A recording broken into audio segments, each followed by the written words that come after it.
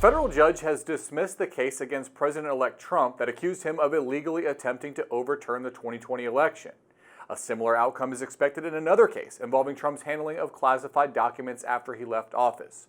Both cases were brought by Special Counsel Jack Smith, but Smith moved to dismiss the cases after Trump's election victory, citing DOJ policy that prohibits the prosecution of a sitting president. Joining us to discuss this and more, Zach Schonfeld, courts and legal reporter here at The Hill. Thanks for coming on, Zach. What everyone thinks about these cases, it seems like it has to be classified as a failure on the part of the Garland DOJ. The time, energy, and money spent on these cases, $50 million by some estimates, seems to be something of a waste, and it could be argued a failure of the justice system. You know, as we, where we are now, just, I guess, react to kind of where we are now. Yeah, I mean, I think these cases after Election Day, the writing was on the wall, and now these cases are really just swiftly coming to an end. This does seem to be the effective end of these federal criminal prosecutions of a former president. Now, Jack Smith, still, as special counsels before him have done, is set to still release his report, but it's unclear, how much new information will be in there. So much of this case had spilled out already, even though these cases hadn't got to trial. Of course, we've had all of these battles about presidential immunity, and so we've seen some of the evidence that he's had in these cases. So between this, back in the House January 6th investigation, it does seem that we're pretty much here at the end of these investigations. California Democratic Senator-elect Adam Schiff has been critical of this move by Smith to dismiss the case, saying that he could have rather postponed it instead. What's the material difference between that? What's the point that Schiff is trying to make?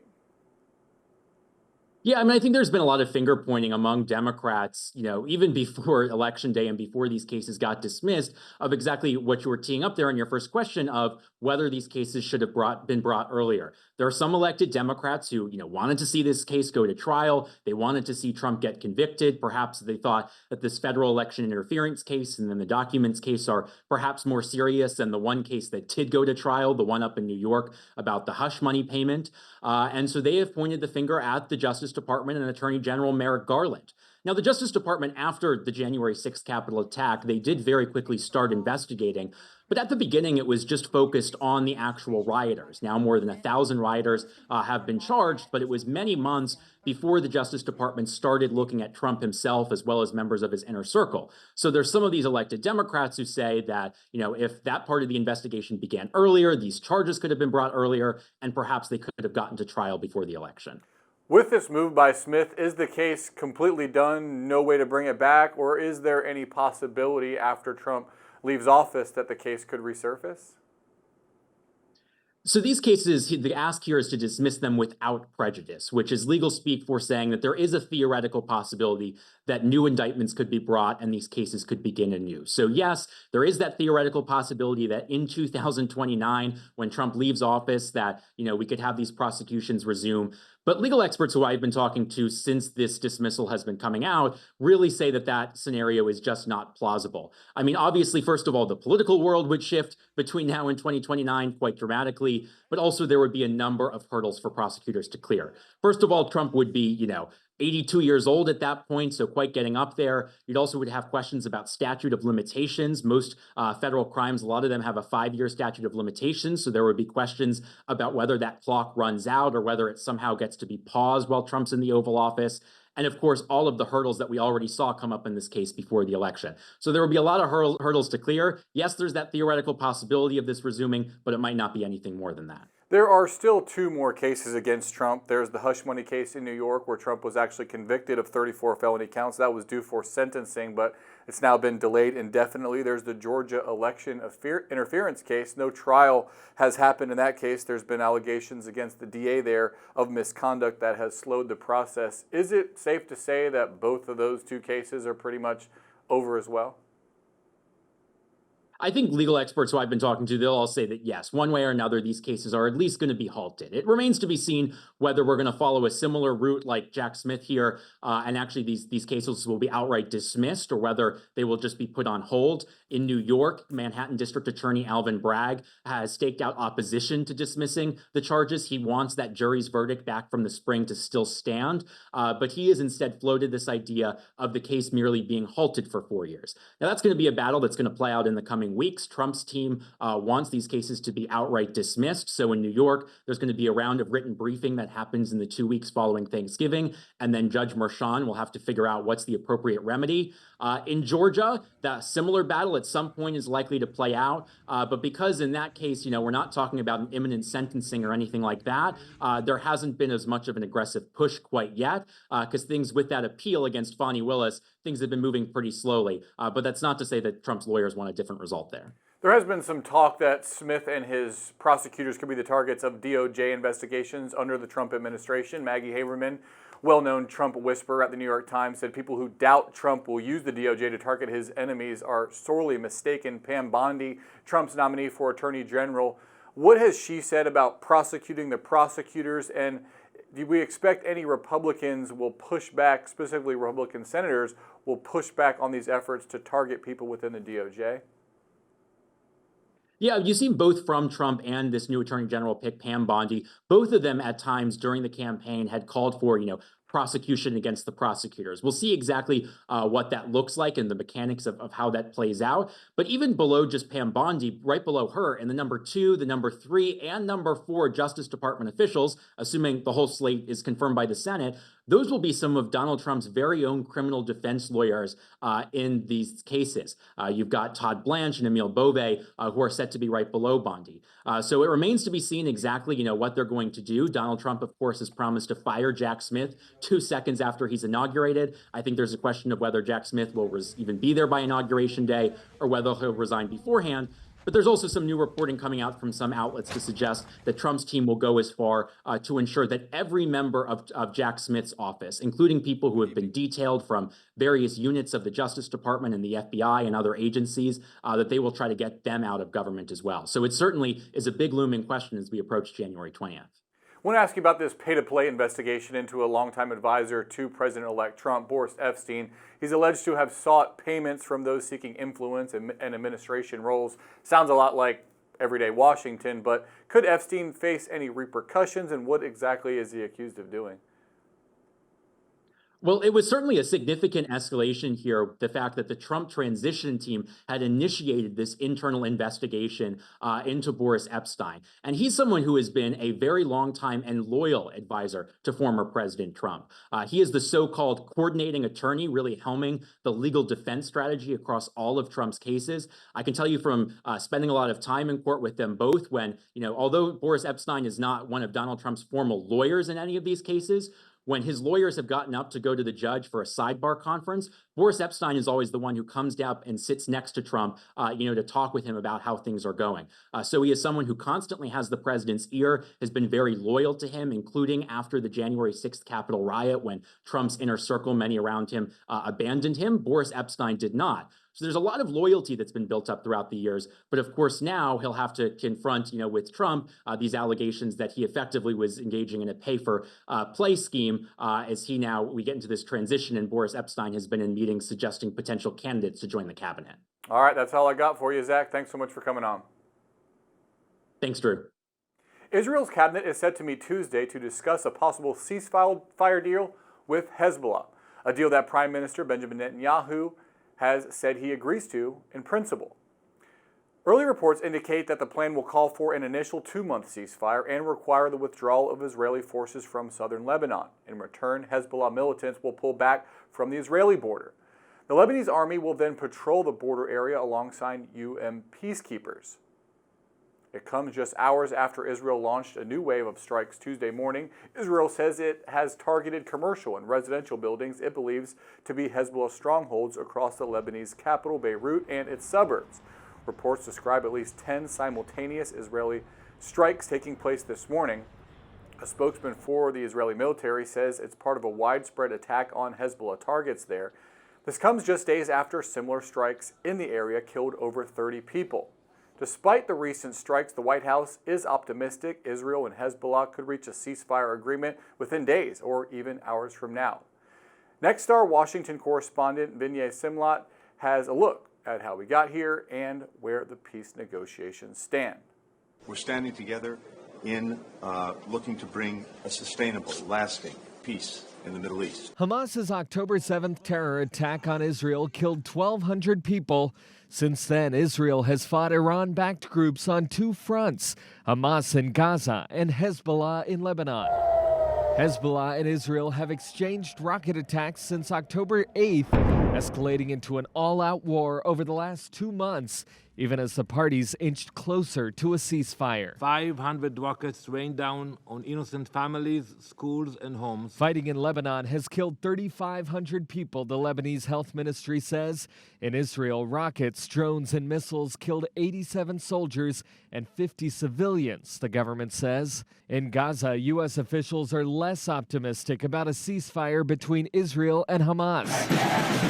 And more than 400 days into the war, some families of hostages taken on October 7th blame Israeli Prime Minister Benjamin Netanyahu for dragging his feet. It is because of Netanyahu that 101 loved ones are still held captive in Gaza. Gaza's health ministry says Israel's fighting with Hamas has killed 44,000 people. The Palestinian people will not surrender. Complicating a possible ceasefire with Hamas, the world's top criminal court for war crimes has issued an arrest warrant against Prime Minister Netanyahu. They say Israel is starving the people of Gaza. The U.S. State Department says it does not agree with that assessment. In Washington, I'm Vinay Simlot. Back to you. Thank you, Vinay Simlot. Back here at home, more than 7 million Americans could soon have their obesity medication covered by Medicare or Medicaid. The Biden administration unveiling their plan Tuesday morning, possibly giving access to drugs like Wegovy and Ozempic to millions of Americans. Right now, these medications can cost as much as $1,000 a month and are only covered if they're being prescribed to treat diseases like diabetes. Under the proposal, those who are considered obese would also qualify. The rule would not be finalized until days after President-elect Trump takes office. That could cause some issues, as his HHS Secretary nominee, Robert F. Kennedy Jr., has been an outspoken opponent of weight loss drugs and could block the measure if confirmed. Walmart says it is scaling back some of its DEI initiatives, becoming the latest American company to follow the trend. The retailer says the scale back will include removing some LGBTQ-related merchandise and ending a nonprofit that funds minority programs. The company says it will also stop considering gender when choosing vendors. Many of these policies were implemented in the wake of mass protests in 2020 that followed the murder of George Floyd. Walmart joins companies like Lowe's, Harley-Davidson, Tractor Supply, and John Deere in modifying its diversity policies in response to conservative pressure. But Walmart is the largest private employer to do so. The retailer says the changes are to foster a sense of belonging and a Walmart for everyone. President-elect Donald Trump says he will make good on his campaign pledge to raise tariffs on foreign imports. Trump announcing on his Truth Social platform that he will impose 25% tariffs on all imports from Mexico and Canada and an additional 10% tariff on imports from China. That's in addition to tariffs Trump placed on Chinese imports during his first administration that remain in effect today. Trump says he will implement the tariffs on his first day in office. Joining us to discuss this and more, Mychael Schnell, Congressional reporter here at The Hill. Thanks for coming on, Michael. This announcement is roiling markets, but up on Capitol Hill, how seriously are lawmakers taking it? It would have a huge impact. Do lawmakers think it's really going to happen? Yeah, we're going to have to see how this pans out, Drew, because Donald Trump announced, excuse me, that he's going to make good on this campaign promise when Congress was out of session. So both lawmakers in the House and senators are back in their districts, back in their states, ostensibly with loved ones, to celebrate the Thanksgiving holiday. So we're not going to get some real reaction from them until we return. But I will say this really isn't too much of a surprise, because we did hear this rhetoric from Donald Trump on the campaign trail. He was promising to slap tariffs on a number of different countries, but we are already seeing some reaction from those countries. A spokesperson for the Chinese embassy in the U.S. warned that, quote, no one will win a trade war or a tariff war. We also heard from Mexican President Claudia Steinbaum, who reportedly said she's planning to send a letter letter to Trump encouraging dialogue and cooperation. And during a press conference, he said, quote, "To one tariff will come another, and so on, until we put our common businesses at risk." So clearly there's some concerns about a trade war. We're going to have to see how this all pans out. As I mentioned, lawmakers are back in Washington next week, and I expect this will be a top topic of discussion. You have to think these lawmakers are hearing it from their constituents, businesses in their district, people that could be infected by the import tariff or retaliatory tariffs if they're placed on U.S. exports. Yeah, I don't think that this is going to be a one news cycle type thing. I do think that we will continue to hear about this, both because of Donald Trump making those promises on the campaign trail that he would put these tariffs on foreign imports, but also because, like you mentioned, the response we could hear from some of these constituents, and we can see if the prices do end up rising, which sometimes happens when you're dealing with tariffs. So I definitely expect us to continue to hear about this vow, but again, we're going to have to see how it all pans out when Congress returns. Will that be done through Congress? Could Trump do it unilaterally through a stroke of the pen? A lot of unanswered questions, but nonetheless will be a key topic of conversation. You mentioned that this is not unexpected. When Trump talked about tariffs on the campaign trail, there were many Republicans that kind of put that off as bluster and a negotiating tactic. Is there a chance that, Trump could use this to extract some concessions from foreign countries, but then not end up actually implementing? I know we're kind of going off very little information from a Truth Social post, but what do you think about that? I mean, it's entirely possible. Everything is, on the table in terms of possibilities and what we can see play out here. We've heard a lot about the president-elect talking about tariffs in relation to the flow of drugs and migrants over U.S. borders. So it's possible that he could use that as a leveraging point and try to extract, some concessions probably isn't the best word in this case, but some promises on that front and, reaching some specific levels in terms of what flows over the border. But again, this is all very premature. We've just seen this Truth Social statement from the president-elect. There are still a lot of questions about details and how this will actually work practically. There's also the issue of the USMCA. This was a deal with Canada and Mexico that was negotiated during the first Trump term. Certain U.S. importers are exempt from tariffs under that deal. Any idea how that could be navigated to implement what Trump's promising here?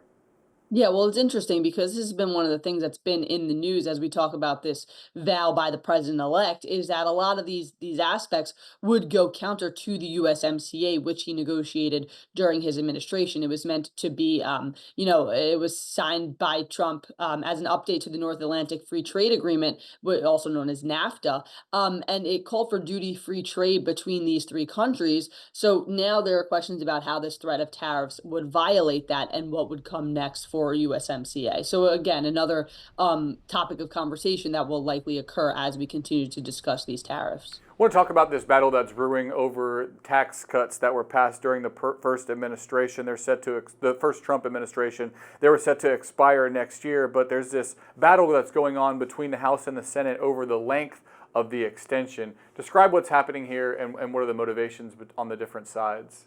Yeah, well, the length of the tax cuts. Well, first off, the Trump tax cuts that were signed into law in 2017, a number of provisions of that package are set to expire at the end of 2025. So there's been a lot of conversation about how Congress will work together to extend a number of those key provisions. This is where we talk about something that's called budget reconciliation, which can be used now over the next 2 years because Republicans have a trifecta in Washington. So reporting from my colleague Alex Bolton says that there's some conversation and disagreement about how long the extension for these tax cuts should be. If you make it longer, then the deficits will increase because of those tax cuts, which are going to be a key point of contention for deficit hawks, particularly in the House. But there are going to be some Republicans who want to get these policies in place for a longer period of time. So this is just going to be one aspect of the negotiations about extending the Trump tax cuts. It's slated to be a key topic of discussion and a key focus on Capitol Hill in the first 100 days, the first year of the Trump administration, and really the first 2 years of the Trump administration. So expect to hear a lot of different points of contention when we talk about this package overall. Yeah, and there's also been some talk of this kind of scoring gimmick that could be used to decrease the price tag of a longer extension.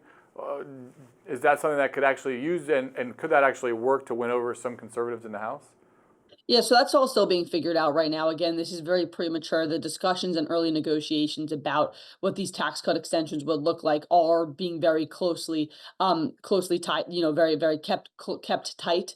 Not a lot of things being publicly spoken about it. But again, the deficit and how long these tax cuts would last for and how much it would raise the deficit by is going to be a key point of conversation because there are such tough deficit hawks in the House, a number of whom are in the Freedom Caucus, who are not going to want to budge on that. They've been hardliners on the deficit. So we're going to have to see how this all pans out. I want to talk to you a bit about Trump's business ties. He comes back into office generally with the same hotels and real estate assets that he had before, but now also he has a social media investment, cryptocurrency. Do you expect any pushback that would prevent Trump from financially benefiting from his presidency? I think we'll definitely hear, some Democrats talk about this, right? There was scrutiny during the first Trump administration, and I expect there to be the same deal now. It's notable that the president-elect has said he does not plan to sell Truth Social, which is, of course, his social media platform that he has started. He called it, quote, an important part of our historic win. But in addition to the social media platform, he's also gotten involved in crypto, as you mentioned, and signed some other deals across the globe. So it's going to be interesting to see, how this pans out once he does take the White House, but I do expect to hear about these business ties from Democrats, absolutely, during the Trump administration. I want to ask you about this fight that's brewing between blue states and the Trump administration over immigration policy. The border czar, Tom Homan, is on the border this week, promising to punish states who refuse to cooperate with the Trump administration's deportation plan. The governors of Illinois and California have promised to stand up to the Trump administration. What recourse does the Trump administration have if these states and others fail to cooperate with the deportation plans? Can the administration legally cut funds to states as retaliation? Yeah, this is going to be something fascinating as we see it play out. I think that a lot of the specifics here and the recourse, you're asking good questions, but I think a lot of it is very unclear at this moment, right? We've heard the president-elect and also these governors make a lot of lofty statements, but there's a big question of what the enforceability of them are and what we can actually see happen. But I think that the common theme here that we are seeing with this is that immigration is going to be a key focus of the Trump administration. It's going to be a key focus of a lot of these political battles that we see play out from state to state across the country. We've heard the president-elect talk about this deportation plan. We're hearing from these governors saying they're going to push back on it. We're hearing about plans for immigration policy reform up on Capitol Hill. The president-elect campaigned on a platform that really did talk a lot about immigration reform, immigration, the situation at the southern border, deportation plans. This is already, we're seeing, going to be a prime focus of the Trump administration. Kamala Harris and Tim Walz will address a conference call of top donors today amid a flood of criticism over campaign spending. $15 million for event production, $4 million on private jets, $1 million to Oprah Winfrey's company for a single live event. Democratic megadonor John Morgan has blamed Harris, saying that she mismanaged the campaign. I imagine both Harris and Walz will be facing some tough questions on that call today. Yeah, I mean, Drew, this is all part of the post-mortem among Democrats that we're already starting to see play out in a number of different aspects, and that is likely going to continue for a while after their loss earlier this month. Look, there's a conversation about campaign leadership in terms of policy and messaging. There's a conversation about different stances on different policy issues, and there's also going to be a conversation about money management. There's been a lot of focus on how the Harris campaign, how they spent their money, burned through the cash that they really raised and very large amounts in the waning days of the campaign. I think this part of the conversation, the financial aspect, is going to be a big part of the postmortem as Democrats continue to grapple with and discuss what happened on Election Day. All right, Mychael Schnell, Congressional reporter here at The Hill. Thanks so much. Thanks, Drew. The holiday weekend is nearly here, but you might want to keep an eye on the forecast. A quick-moving storm is bringing the threat of inclement weather to the East Coast and Great Lakes region on Tuesday. Flurries are expected around the Great Lakes through Tuesday evening, while New England can expect some rain. Experts say widespread travel issues are unlikely, but you might run into the occasional delay if you're on the road or in the air. Meantime, the East Coast will see a dreary Thanksgiving Day, and that will usher in some of the coldest temperatures we've seen yet this season. Much of the country east of the Rockies will be at least 10 degrees below the average for this time of year. And speaking of the holiday weekend, if you are traveling this week, make sure to give yourself some extra time and prepare to wait. AAA predicts nearly 80 million people will travel at least 50 miles between today and next Monday. Most will travel by car, but the airports will be busy as well. The TSA says it expects to screen more than 18 million people at U.S. airports within the same time frame. 3 million of those are expected to be on Sunday, which could break the record set after the 4th of July this year. Meantime, the FAA says an ongoing shortage of air traffic controllers could cause delays, and an airport worker strike in Charlotte, North Carolina could impact connections through the popular hub. Experts say arrive early, keep an eye on your flight information, and know what your airline offers in the event of a delay or cancellation. You can find that information on the Department of Transportation's website. That's it for today's Daily Debrief. I'm Drew Petrimoulx. Be sure to like, share, and subscribe to the Hill's YouTube channel, and come back here soon for the intersection between politics and policy.